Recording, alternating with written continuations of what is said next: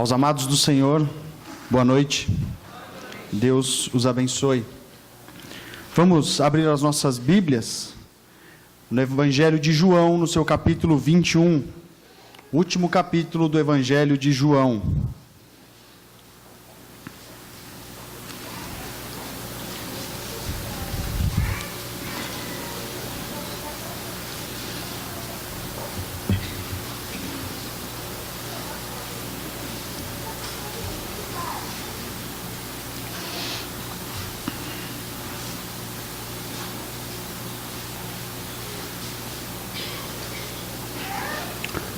Há 2 semanas atrás eu tive a oportunidade de pregar esse texto na igreja de Brotas, igreja que agora sou membro, e a pedido do pastor Eliomar disse a ele que, como estava de férias, pregaria o mesmo sermão que preguei na igreja de Brotas.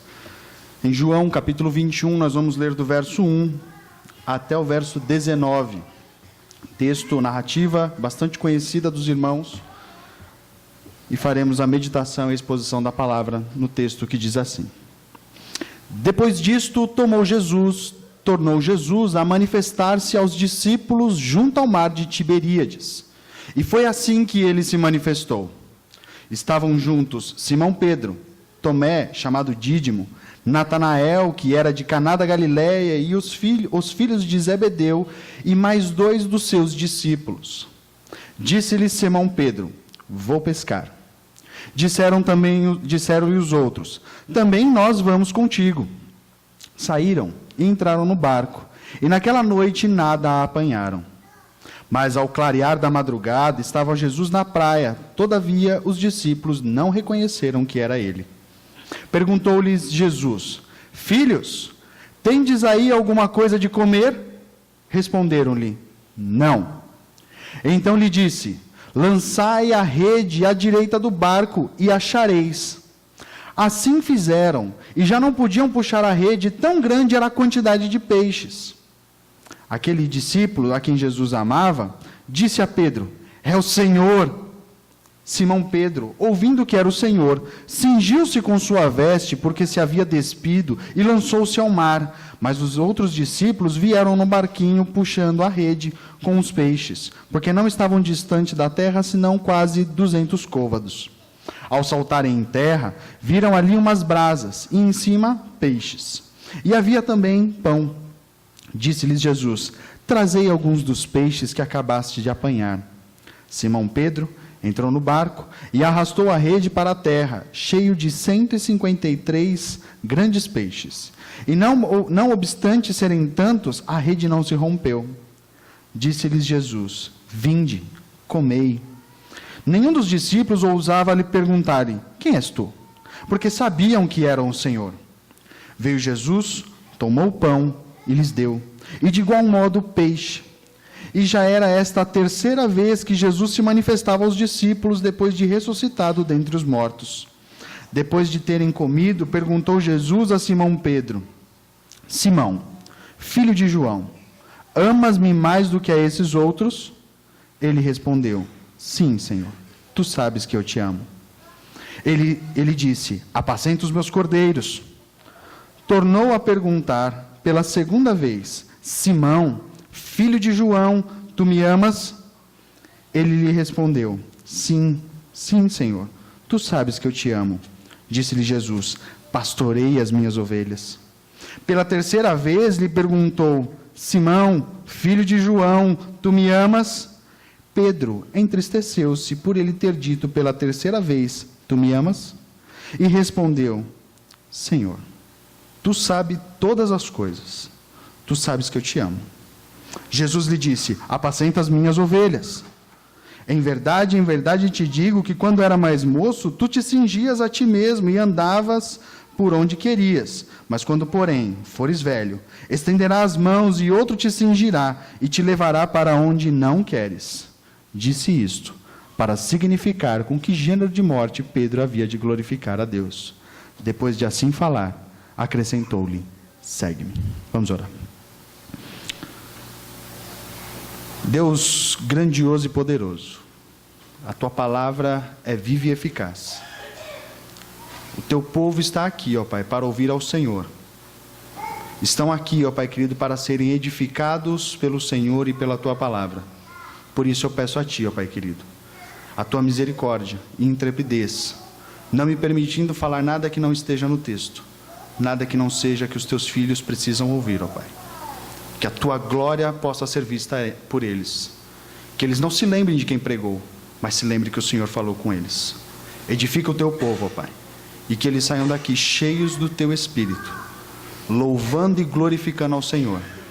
Que as vidas, ó Pai, sejam restauradas, porque foram confrontadas pelo Senhor.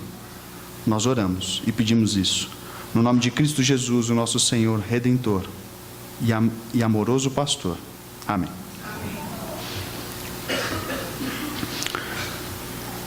Eu devia ter cerca de uns 12 anos de idade, talvez até menos, quando eu e o meu irmão mais velho, que vocês conhecem, o Felipe, brigávamos em casa.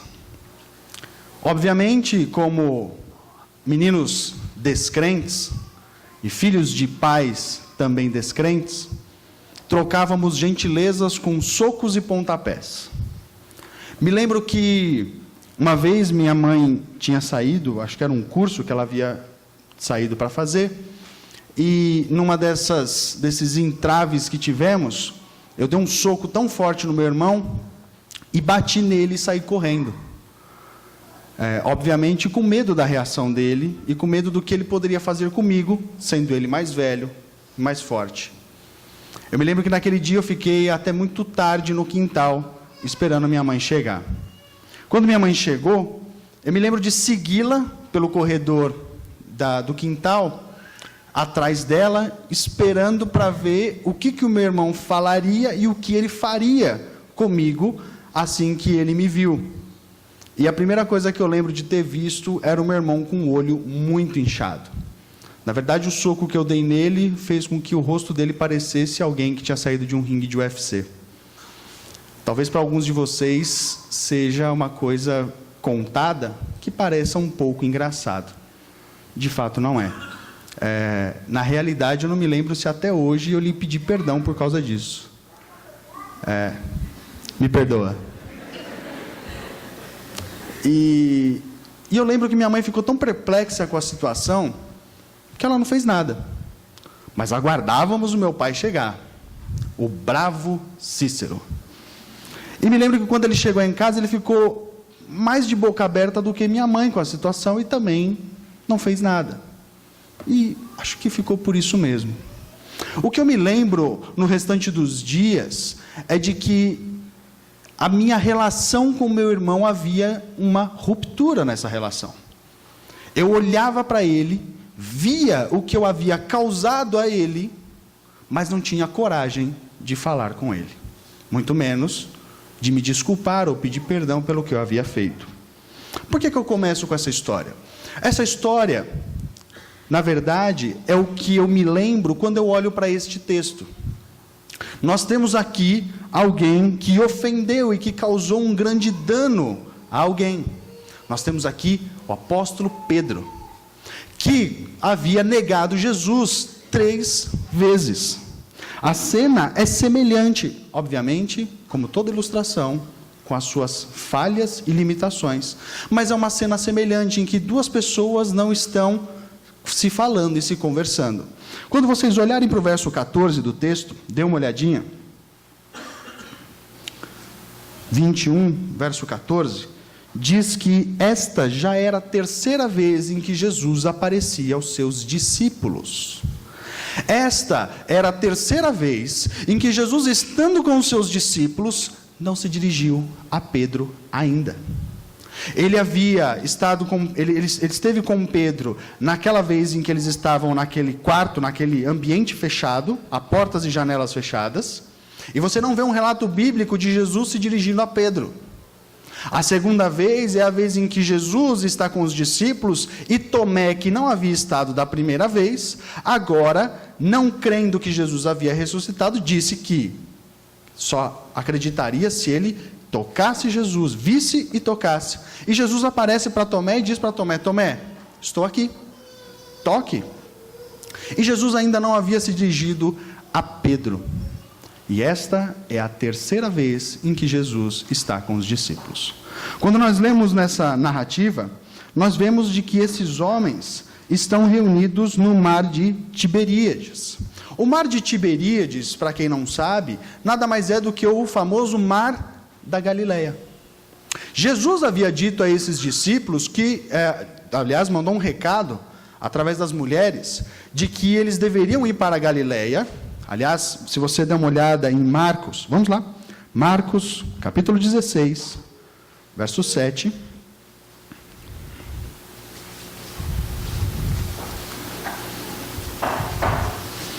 Marcos 16, verso 7, é dito o seguinte: mas ide, dizei aos discípulos e a Pedro, que ele vai adiante de vós para a Galileia, lá o vereis, como ele vos disse. Então Jesus havia dito que ele encontraria os seus discípulos no mar, lá, na Galileia, e agora esses homens estão nesse local. Quando nós lemos em João capítulo 21 de que eles estavam no mar de Tiberíades, eles estão no mar da Galileia. João começa a narrativa dizendo de que ele tornou a manifestar aos seus discípulos. E quem estava? Simão Pedro, Tomé, Natanael, os filhos de Zebedeu e mais dois dos seus discípulos.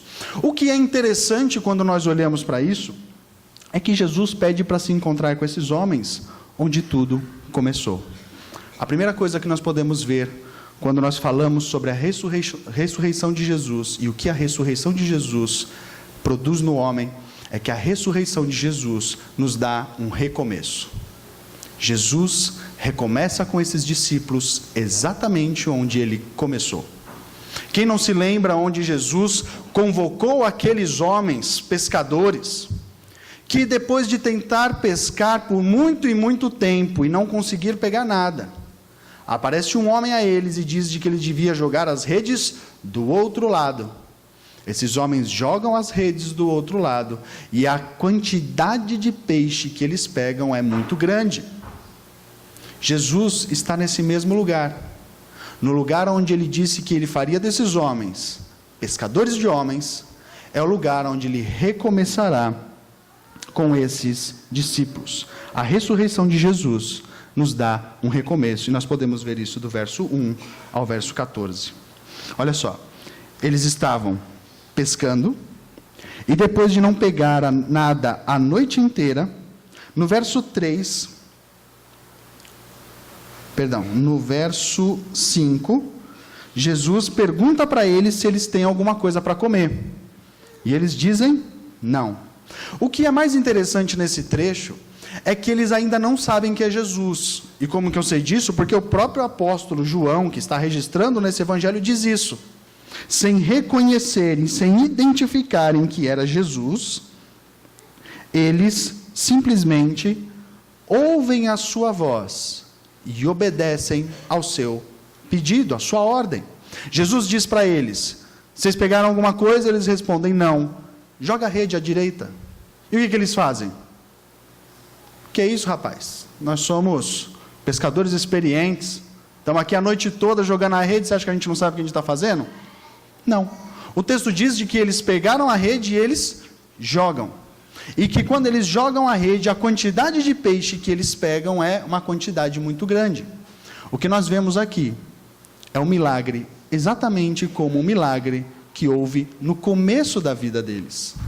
Quando eles começaram a vida com Jesus, quando eles começaram como discípulos de Jesus, nós temos a pesca maravilhosa, o texto que é conhecido como a pesca maravilhosa. E agora, no recomeço deles com Jesus, Jesus mais uma vez mostra a eles o seu poder, a sua glória e a sua providência. Esses homens parecem que haviam desistido de ser servos de Jesus. Dê uma olhadinha logo nos versículos. No versículo 3, Simão Pedro disse: vou pescar. Significa que depois de toda essa desilusão, de toda aquela expectativa que eles tinham, de que o Messias viria e retomaria o reino de Israel, e que agora eles se tornariam de novo uma nação independente, não mais sujeitos a nenhum povo, persas, babilônicos, agora os romanos. E nada disso acontece, e aquele que é o mestre deles, o tão prometido Messias, morre. Eles simplesmente estão desanimados. E Jesus reaparece, mas parece que isso não é o suficiente para eles. Pedro volta a pescar. Significa que aquilo que Pedro havia feito, ter negado Jesus 3 vezes, se afastado e não ter dito de que esse é o meu Senhor, fez com que ele voltasse a práticas antigas, se esquecendo para aquilo que Deus o chamou e o convocou para fazer. Nesse primeiro ponto, nós podemos observar, nessa atitude de Pedro dizendo que vai voltar a pescar, de que talvez isso seja um pouco semelhante a nós. Quando estamos em pecado, ou quando caímos e cometemos um erro, voltamos às mesmas práticas nossas, quando parecendo que não houve mudança na nossa vida. Pedro volta a pescar e os discípulos com ele. Mas Jesus reaparece. E mais uma vez eles veem um milagre em que Jesus pode fazer, e não somente isso, o reconhecimento de que ele está ali. João, que com muita modéstia, diz que o discípulo a quem Jesus amava, verso 7, disse a Pedro, é o Senhor. É João dizendo para Pedro, é o Senhor. Pedro, aquele Pedro impulsivo, mais uma vez, toma uma atitude impulsiva, se veste, rapidamente pula na água e vai de braçadas até a praia, porque ele tem que resolver rapidamente aquele problema. Quando ele chega na praia, Jesus está com o quê? Jesus está com pão e peixe.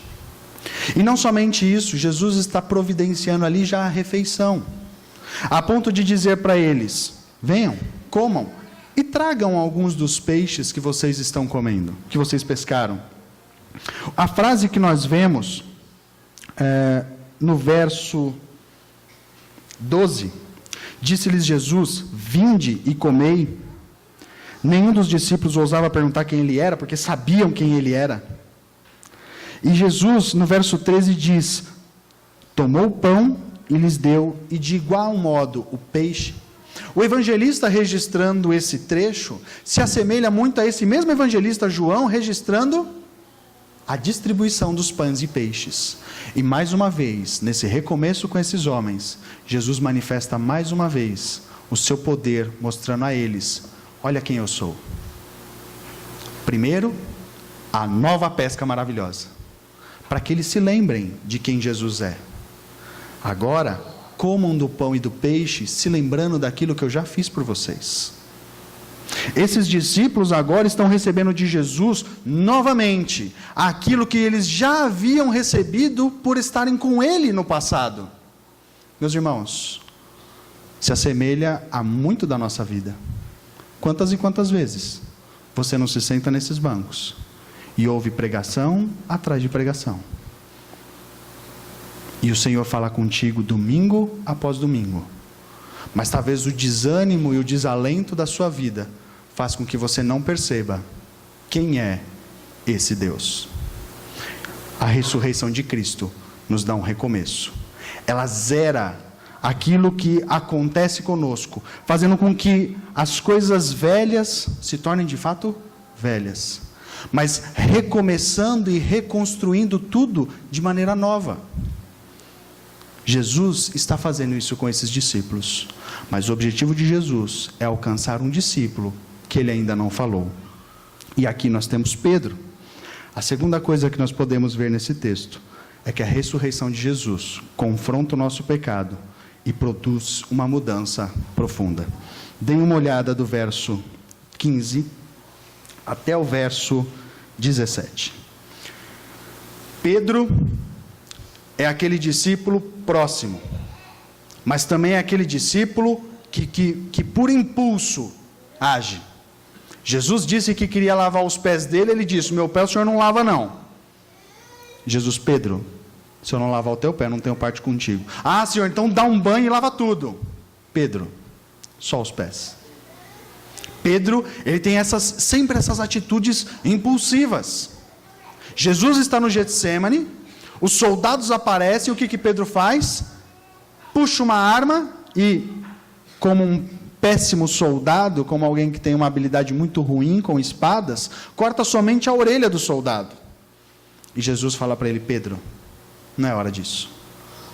Mas o que Jesus também havia anunciado a Pedro é de que Pedro o negaria, a ponto de Pedro dizer: não, Senhor, esses daí até podem fazer isso, mas eu estou com o Senhor, eu não vou fazer isso.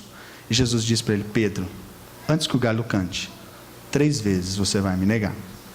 E aquilo que Jesus diz, porque Ele é Deus e sabe todas as coisas, de fato ocorre. Pedro, na escuridão da noite, nega Jesus 3 vezes. E ele sabe que o que ele fez foi grave e errado diante do Senhor. Agora, o Senhor aparece para ele pela 3ª vez. E só agora, na 3ª vez, Jesus chama Pedro para uma conversa. No verso 15, ele diz: depois de terem comido, perguntou Jesus a Simão Pedro. Só um detalhe importante. Eu só li até o verso 19 esse texto. Mas se você ler o 20, 21, 22 e 23, você vai perceber que essa conversa entre Jesus e Pedro é uma conversa íntima. É uma conversa em separado. A ponto de que João é que está indo atrás deles na caminhada da praia e escutando o que Jesus está falando com Pedro. E Pedro chega a perguntar: e esse daí, que está ouvindo a conversa? Isso é o que está nos versos 20 em diante. Significa que quando Jesus chama Pedro, quando Jesus diz essas coisas a Pedro, do verso 15 ao verso 17, Jesus está confrontando Pedro na intimidade. Não é no meio de todo mundo. Não é no meio de todas as pessoas em que Jesus vira para Pedro e fala: ei Pedro, tu me amas? Não. Mas de maneira reservada, separada, a confrontação desse homem ocorrerá. Não somente a confrontação, mas a restauração desse discípulo. Jesus pergunta para Pedro: Simão, Pedro. E isso é interessante, porque se Pedro, todos nós sabemos, significa pedra, firme, algo robusto e sólido. Mas o nome Simão não nos é um nome muito comum, e o seu significado talvez seja um significado não muito conhecido.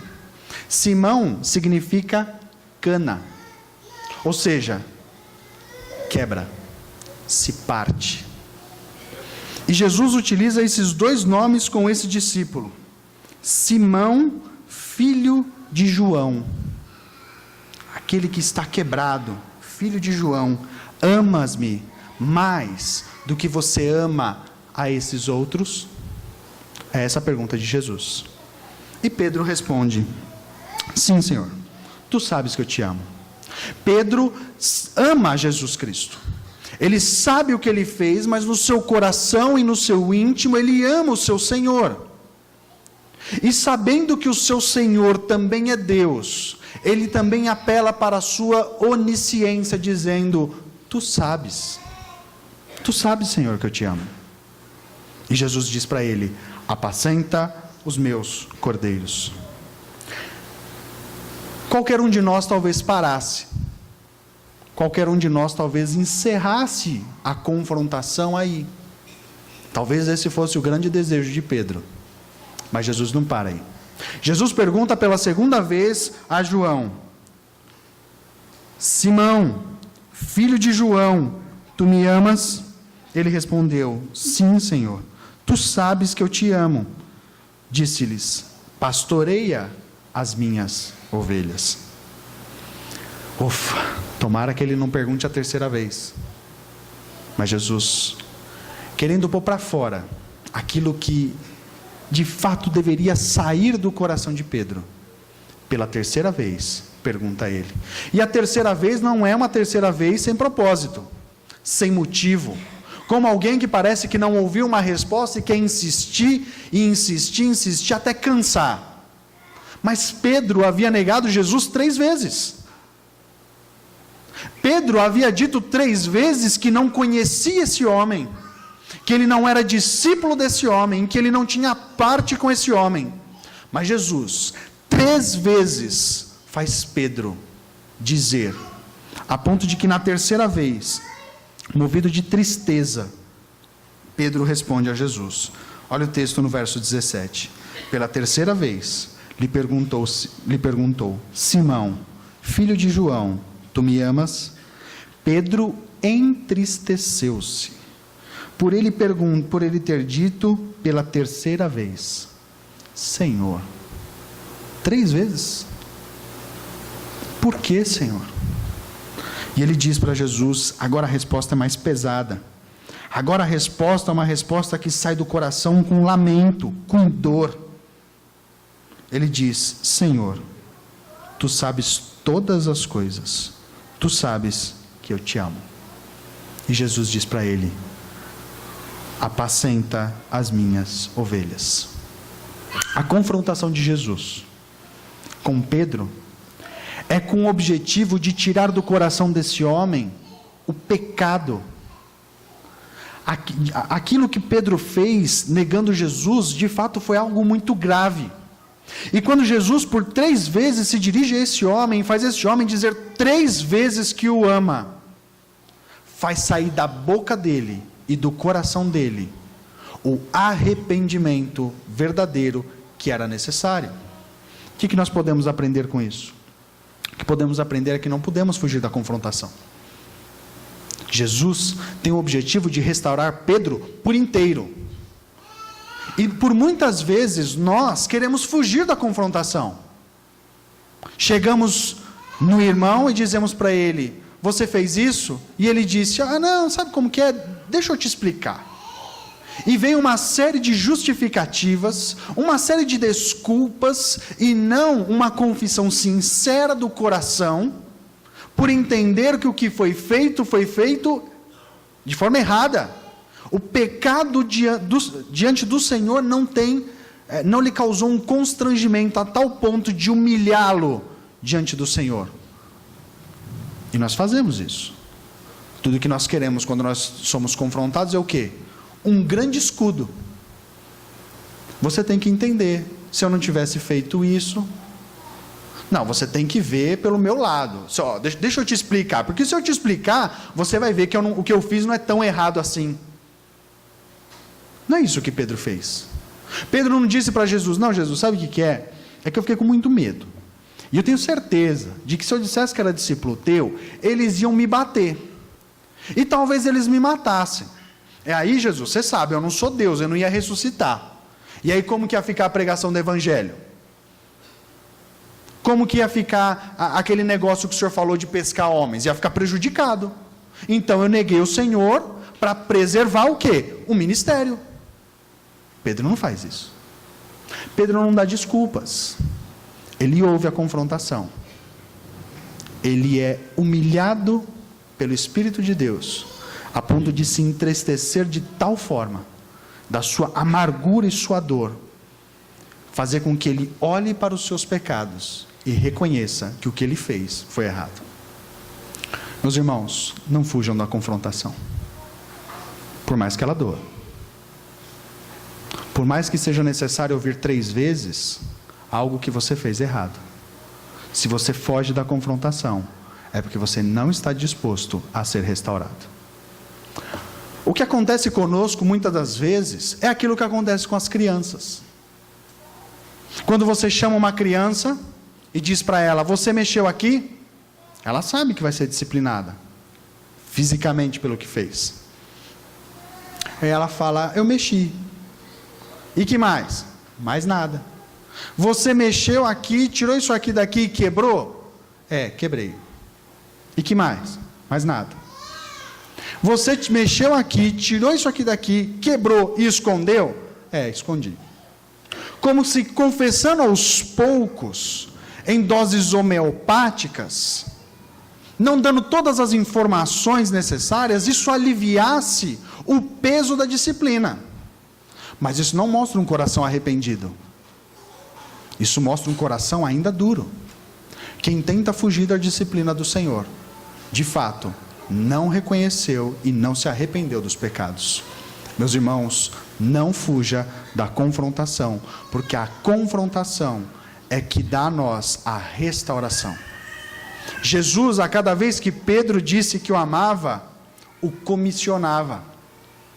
Jesus, a cada vez que ouvia de Pedro que Pedro o amava, dizia a ele: porque eu entendo que você está restaurado, apacenta as minhas ovelhas, cuide dos meus cordeiros, apacenta o meu rebanho.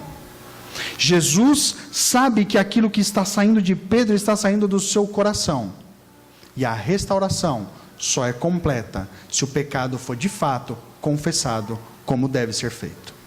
Por isso, meus irmãos, não fujam da confrontação, porque somente a confrontação dos pecados é que nos restaura e nos encaminha para uma vida de glória. E esse é o terceiro ponto, versos 18 e 19. Jesus diz para Pedro: em verdade te digo que quando eras mais moço, tu te cingias a ti mesmo e andava por onde querias. Quando, porém, tu fores velho, estenderás as mãos, e outro te cingirá e te levará para onde não queres. O que João diz no verso 19, disse isto para significar com que gênero de morte havia de glorificar a Deus. Depois de assim falar, acrescentou-lhe: segue-me. Pedro agora é convocado por Jesus a seguir uma vida de glória. E Jesus chega a dar um alerta a Pedro: quando você era mais jovem, Pedro, você fazia o que você queria, você se vestia e ia para onde você quisesse, mas haverá um momento em que as coisas não serão assim, em que outra pessoa vai lhe vestir, e vai pegar você pelo braço, e vai te levar para onde não queres. O que isso significa? João explica. João disse que o que Jesus está dizendo para Pedro, é para explicar e dar o significado como Pedro morreria. Certamente o Evangelho de João foi escrito depois da morte do apóstolo Pedro, porque João só pode fazer uma aplicação dessa depois de saber o que aconteceu com Pedro. Pedro, segundo a tradição, principalmente segundo os pais da igreja, dentre eles Tertuliano, foi o discípulo que foi crucificado de cabeça para baixo. Quando disse os soldados que iriam matá-lo que ele seria crucificado, segundo Tertuliano, ele disse: eu não quero ser crucificado como meu Senhor, porque eu não mereço tal honra, quero ser crucificado de cabeça para baixo. Meus irmãos, vocês, quando eu era membro daqui, eu me lembro de ter estudado com a mocidade sobre a crucificação. É uma morte horrenda e dolorosa, que comprime os seus pulmões a ponto de lhe causar asfixia. Ser crucificado de cabeça para baixo deve ser uma angústia também gigantesca. Mas Pedro, e é interessante porque é esse mesmo Pedro que se escondeu durante a noite dizendo que aquele Jesus ele não conhecia. Está chovendo bastante, fique tranquilo, ainda tem bastante tempo. Esse mesmo Pedro que na escuridão falou que não conhecia Jesus, agora é o Pedro que nas praças públicas dirá quem é Jesus. A ressurreição de Jesus encaminha-nos para uma vida de glória, e a vida de glória inclui até mesmo a morte que nós podemos ter. Pedro teve uma morte horrenda e dolorosa, segundo a tradição, mas isso não lhe impediu, depois desta restauração, de ser o intrépido Pedro. Obviamente também isso não impediu Pedro de cometer erros. E se você ler Gálatas, você vai ver que o apóstolo Paulo confronta Pedro, dizendo que Pedro agora está fazendo algumas coisas erradas. Isso não quer dizer que depois da restauração ele se tornou o super Pedro infalível. Não, como todo homem falho, cometeria erros também.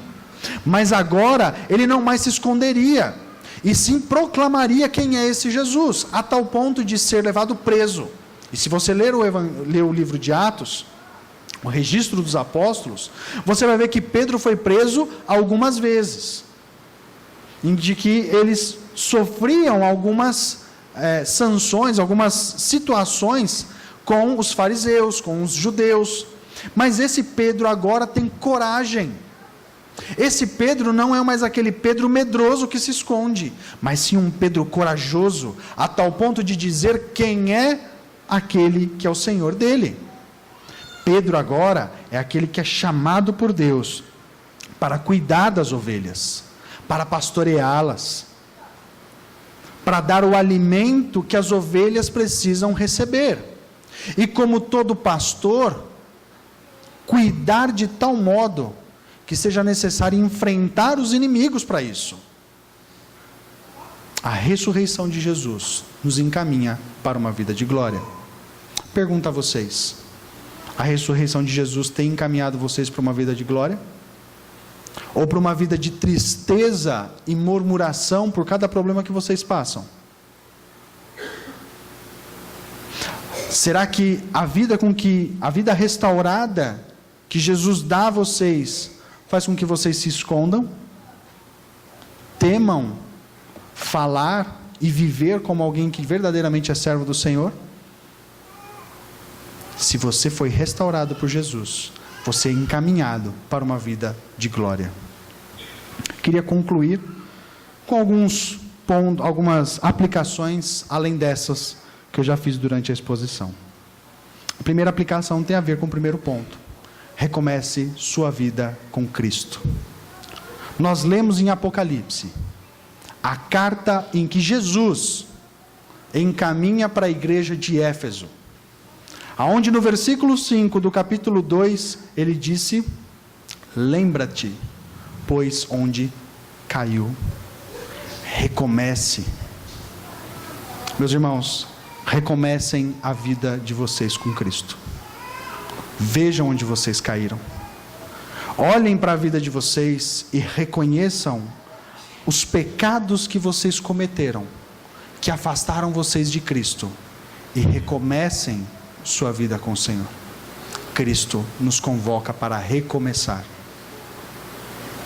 Assim como os discípulos reviram a pesca maravilhosa, assim como os discípulos reviram e se lembraram da multiplicação de pães e peixes, vocês estão aqui domingo após domingo, ouvindo todas as vezes a palavra do Senhor. Esse é o momento de vocês recomeçarem com o Senhor. A segunda coisa: não fujam da confrontação dando desculpas, com medo de que isso pode fazer com que você passe certos constrangimentos. Porque o constrangimento que uma confrontação pode lhe causar não é nada comparado ao que o Senhor pode fazer com aquele filho indisciplinado. Não fujam da confrontação, seja ela de irmãos da igreja, sejam ela dos pastores que Deus coloca sobre vocês. Não queiram se livrar dando desculpas ou colocando a culpa em outro, porque isso se assemelha muito ao que os nossos pais fizeram no jardim. Mas quando confrontado, se humilhe na presença do Senhor, para que a confrontação lhe conduza à restauração. Uma terceira aplicação tem a ver com os discípulos, com os presbíteros. É bom, né? Vim de outro estado, aí bate nos presbíteros e no pastor da igreja e vai embora, né? Vou embora amanhã. Fiquem calmas, ovelhas, daqui a pouco tem para vocês. Percebam que quando Jesus pergunta a Pedro se Pedro o ama, a resposta de Pedro é sim.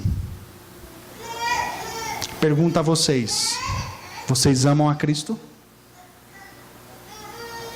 Pastoreiem as ovelhas, cuidem dos cordeiros, apacentem o rebanho.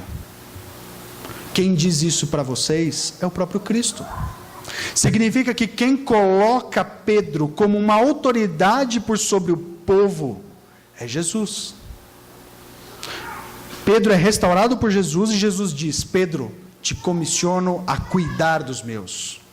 Cristo convoca vocês a cuidar do rebanho. Façam com o rebanho aquilo que Jesus fez com a sua ovelha. Façam com o rebanho de vocês aquilo que esse pastor fez com esta ovelha. Confronte. Mas façam isso com o mesmo amor em que esse pastor demonstrou a esta ovelha. Cuidem do povo de Deus, pastoreiem o rebanho, porque quem colocou vocês por sobre esse rebanho é o próprio Cristo. A outra aplicação é uma aplicação que tem a ver com as ovelhas.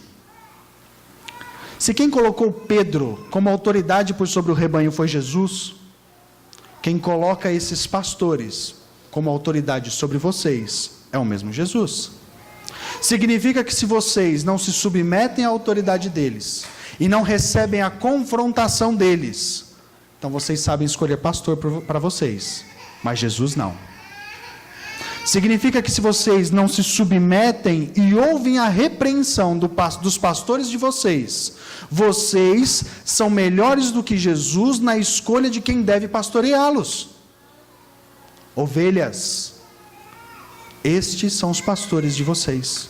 Recebam a confrontação, como Pedro recebeu do seu pastor. Porque se vocês não estiverem dispostos a receber a confrontação dos seus pastores, como Pedro se dispôs a receber a confrontação do seu pastor, vocês não serão restaurados. Não serão encaminhados para uma vida de glória, e um recomeço pode não existir para vocês. E aí você se lembra do que está dito no finalzinho do trecho de Apocalipse que lemos: eis que venho sem demora e retiro. Ovelhas de Cristo, recebam o pastoreio dos pastores que Cristo coloca sobre vocês. A última aplicação é uma aplicação doutrinária. Percebam que o que acontece aqui, porque nós cremos na perseverança dos santos, nada mais é do que uma restauração daqueles que são os santos do Senhor. Pedro cai em pecado grave, negou Jesus, mas Jesus, porque persevera com Pedro, vai até Pedro e diz para Pedro: levanta, estou contigo, sê forte. Aqueles que são do Senhor, o Senhor não perde. Em João capítulo 10, no verso 30, diz de que Jesus tem os seus seguros em sua mão, e que a mão do Pai, junto com a dele, protege e preservam os seus, a ponto de que ninguém pode arrancar da mão dele. Isso é perseverança, mas também a preservação do Senhor. Significa de que o Senhor é aquele que preserva mesmo aqueles que caem. E significa que se você caiu, a vida não acabou para você. Se você é verdadeiro servo do Senhor e você caiu, Cristo pode te reerguer. Porque Cristo persevera com os seus. Cristo preserva os seus, a ponto de que ninguém seja perdido. Aliás, o próprio Jesus disse para Pedro de que Satanás havia pedido ele, mas que Jesus estaria com ele e o preservaria. Filhos amados do Senhor, se caíram, sejam erguidos pelo Senhor. Reconheçam de que Ele é aquele que preserva, que cuida e te ergue. Que Deus assim nos abençoe.